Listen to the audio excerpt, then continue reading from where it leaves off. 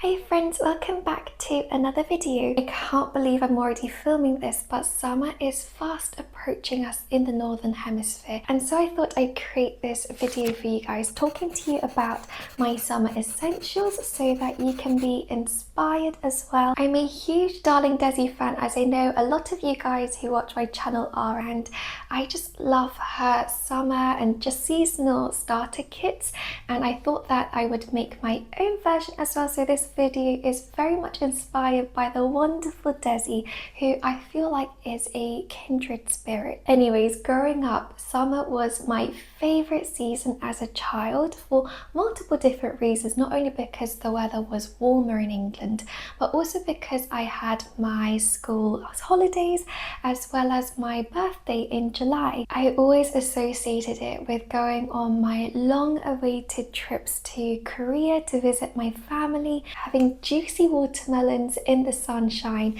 and going strawberry picking, as well as getting a little sunburnt. So I don't know how you guys feel about summer approaching. Maybe you're more of an autumn girly like me, or you're really looking forward to summer. Either way, I feel like there is such magic in each season that can be appreciated, and so I hope this video inspires you, helps you to maybe look forward to summer a little bit more. So I have three categories to share with you guys. The first being books that I feel like are wonderful summer reads, and then we have movies, shows and animes that I feel like are perfect to cool down with in summertime. And then thirdly, I have my own personal bucket list featuring lots of activities that I hope to get to this season. But for our first category, we have books, and I tried to mention books that I didn't feature in last year's video, but the very first one here is Kiki's Delivery Service by Aiko Kadono. This is the wonderful Japanese novel that inspired Kiki's Delivery Service, the Studio Ghibli film. But this book is so perfect to read during summer,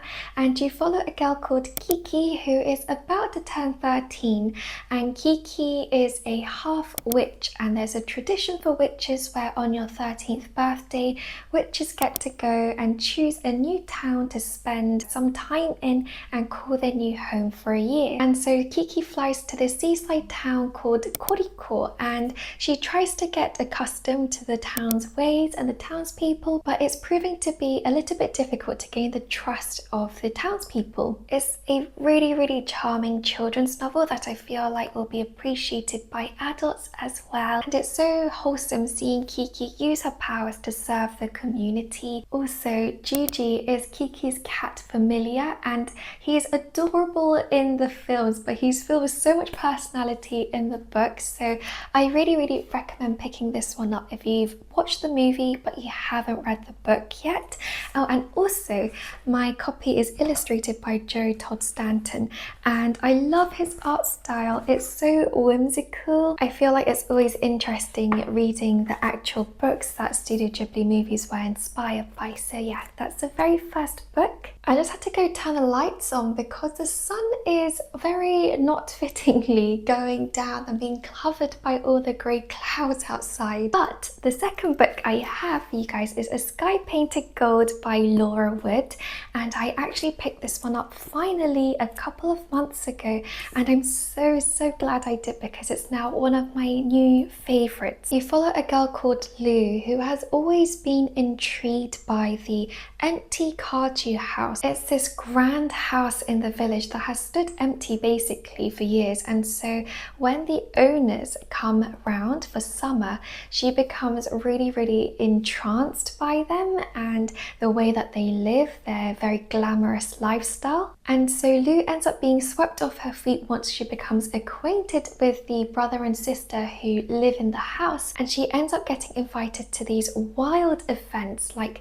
these moonlit cocktail parties that the Kaju family throw. However, as she grows closer to them, she begins to wonder if there's something slightly more sinister lurking beneath the shiny exterior of the Kajus. Now, I always love lyrical writing, so as soon soon as I started reading the first couple of chapters, I knew immediately that I would fall in love with this book. It's inspired by The Great Gatsby, and so you've got this gorgeous Jazz Age inspired lavish atmosphere. At the same time, it's set in a Cornish sleepy seaside town or village, so there's that juxtaposition between the glamorous lifestyle and then the very humble lifestyle that Lou is accustomed to. What I also realized when I was coming up with this list of books is that a lot of them are very much coming of age stories, and I think it might be because I associate summer with that period of growing. So I feel like most of the books that I will mention, including A Sky Painted Gold, has that nostalgic whiff of childhood and girlhood in particular. Speaking of, the next book I want to talk to you guys is a book called I Capture the Castle by Dodie Smith. This book is set in 1934, I think, and you follow a girl called Cassandra who keeps a journal entry of all the eccentric things that her family get up to over this summer period. And her family happen to live in a ruined castle in Suffolk, so it makes for a very, very interesting backdrop. So you see her interact with her family as she grows up over the summer and has these romantic revelations as well. I feel like this book really is that classic coming of age story as Cassandra grows, and it's actually quite funny because when I first read this book, I only gave it 2 stars because I just really didn't like how the story was developing and the choices that Cassandra was making. I still demand justice for one of the characters, and I was very upset about how everything unraveled. But looking back now, I feel like there is so much for me to annotate and to analyze. It's one that I definitely want to revisit. It is interesting that I look back at the book very fondly, even though at the time I thought I wasn't enjoying it. So if you're in the mood for a very whimsical, nostalgic coming of age story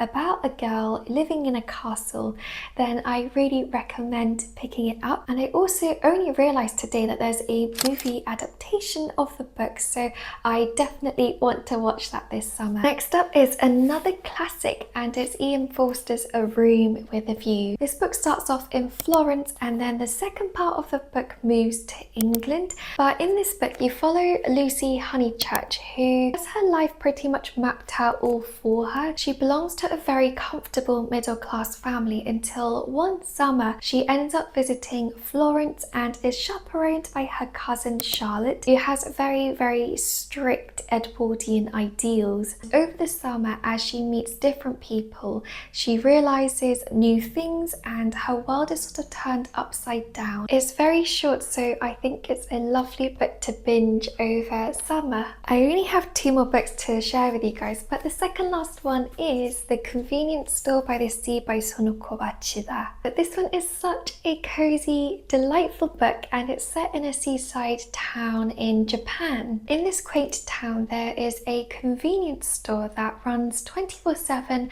and it's called Tenderness. Tenderness is a little bit quirky and slightly different from other convenience stores because the store manager is extremely handsome enough to have his own fan club, and the customers are all kind of fun as well. But through this serial short story format, you get to see different customers as they spend their time and be very, very comforted in the presence of the employees and the other customers.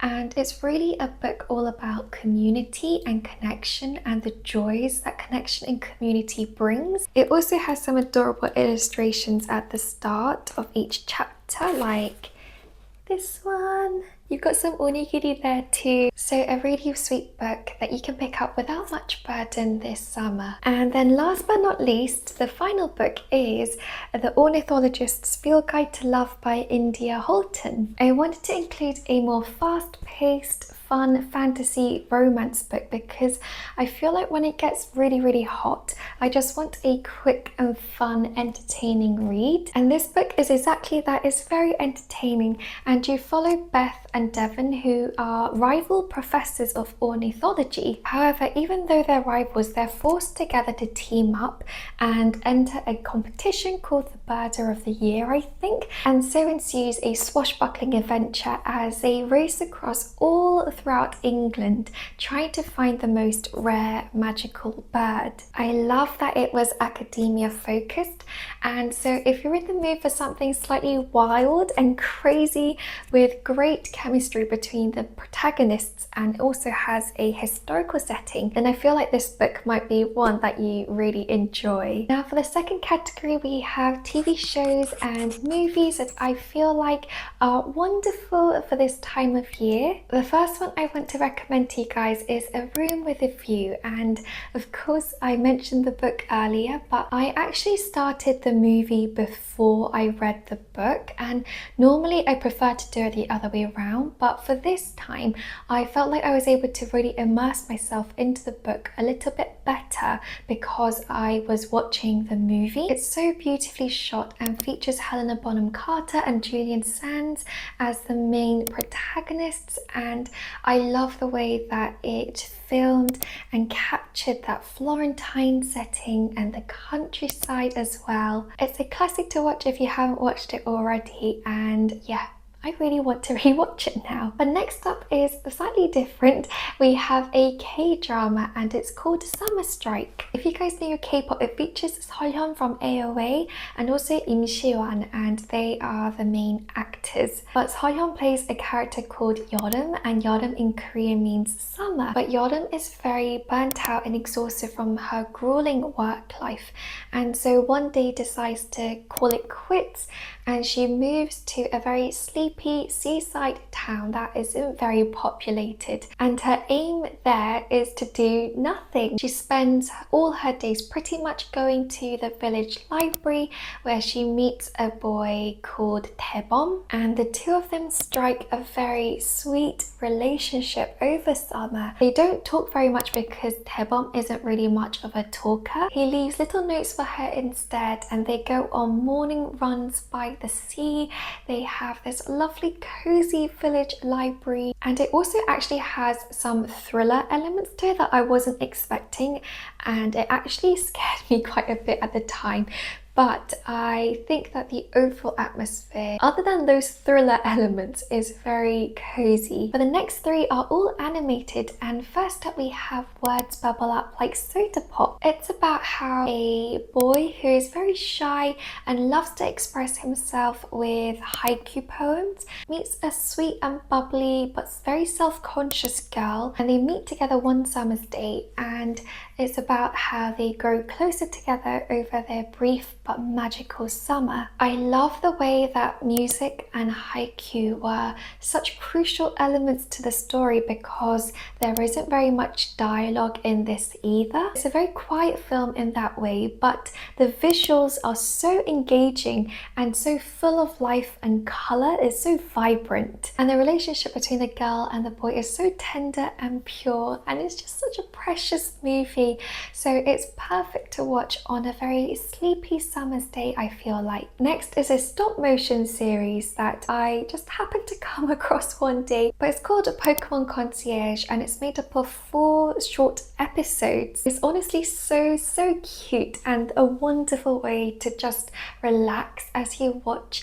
But you follow a girl called Haru, and Haru is the new concierge at this Pokemon resort for Pokemons to relax and have fun. There's a very lovely message that encourages you to slow down, and the visuals again for this is so dreamy. I love getting to see the different Pokemon, and it has a really fun color palette. So if you're looking for something to just watch that's adorable and there's not too much going on, then I really recommend this one. And then we have my favorite Ghibli film ever, and that is Whisper of the Heart. Unlike some of the more well-known Ghibli movies like Spirited Away and Howl's Moving Castle, this film is much more down to earth, and it's not as fantasy-esque because it mostly takes place at a school and you follow these two kids, Seiji and Shizuku. Actually, that being said, it does have magical realism elements to it,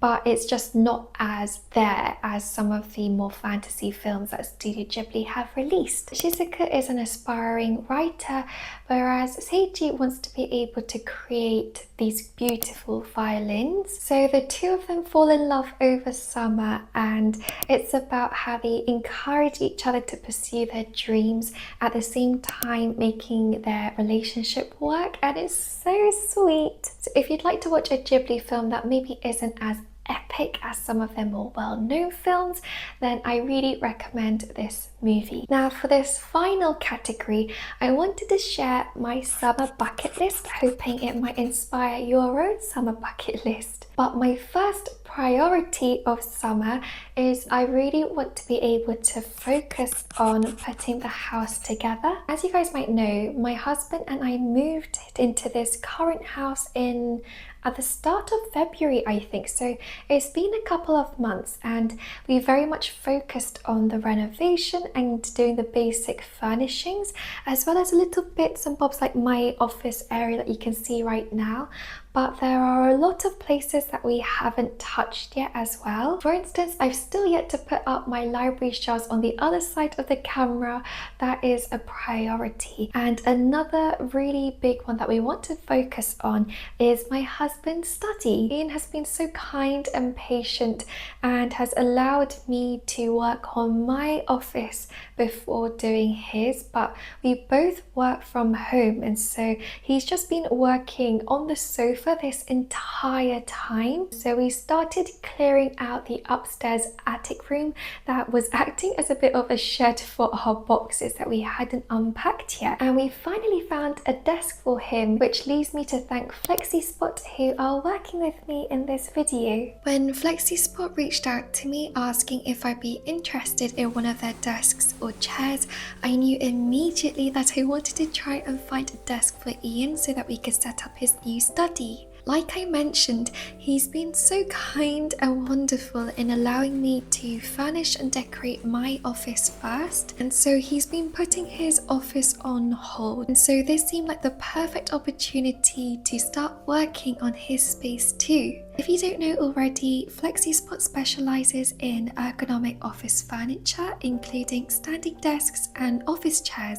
that are designed to enhance productivity and comfort. We ended up going for the black Comhar standing desk because Ian loves black furniture, and the process of putting it together was actually really simple. I love how minimal the desk looks, and it also comes with a pull-out drawer. You can also save height settings, and the transition is so smooth and quiet. I've mentioned before in previous videos how both Ian and I work from home all the time because we're both freelancers. So having this flexible desk situation to be able to stretch out tired legs throughout the day is so beneficial for us. To get your own standing desk, you can simply go to FLEXISPOT's Amazon homepage and search for the E7 Comhar standing desk, and you can see that they have different color options and sizes too. It's super easy, and I'll make sure to include all the details in the description box below so that you can check out their standing desks as well. And a huge thank you again to FLEXISPOT for collaborating with me again, and now let's get back into the rest of my summer bucket list.